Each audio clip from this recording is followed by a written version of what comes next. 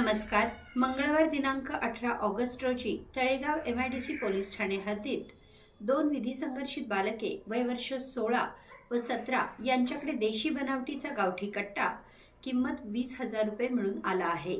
याबाबत पोलिसांनी दिलेल्या माहितीनुसार आरोपी अजय भीमराव जाधव वय वर्ष 25 राहणार धामणे तालुका खेड जिल्हा पुणे याच्याकडून आणलेला एक लोखंडी गावठी कट्टा 16 वर्षीय विधी संघर्षित बालक राहणार माळवाडी तालुका मावळ याच्याकडे ठेवण्यासाठी दिला होता.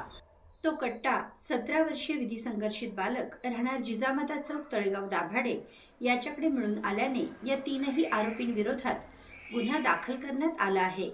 गुप्त बातमीदारामार्फत सहाय्यक पोलीस फौजदार अनंत रावण यांना मिळालेल्या माहितीच्या आधारे त्यांनी वराळे फाटा ते वराळे गावात जाणाऱ्या रोडवर ही कारवाई केली आहे. सदरची कारवाई पोलीस आयुक्त विनयकुमार चौबे, सहाय्यक पोलीस आयुक्त शशिकांत महावरकर, अप्पर पोलीस आयुक्त सारंग आव्हाड, अप्पर पोलीस आयुक्त बसवराज तेली, पोलीस उपआयुक्त परिमंडळ 4 श्वेता खेडकर, सहाय्यक पोलीस आयुक्त प्रिया डमाळे, म्हाळुंगे विभाग यांच्या मार्गदर्शनाखाली तळेगाव MIDC पोलीस स्टेशनचे वरिष्ठ पोलीस निरीक्षक विजयानंद पाटील, तपास पथकातील सहाय्यक पोलीस निरीक्षक रणजित मोहिते, पोलीस उपनिरीक्षक दीपक खरात, सहाय्यक पोलीस उपनिरीक्षक अनंत रावण, पोलीस हवालदार प्रशांत निळे, वसीम शेख, पोलीस कॉन्स्टेबल गणेश दरंदळे, विनायक शेरमाळे, भीमराव खिलारे, रोहित माने यांच्या पथकाने केली आहे.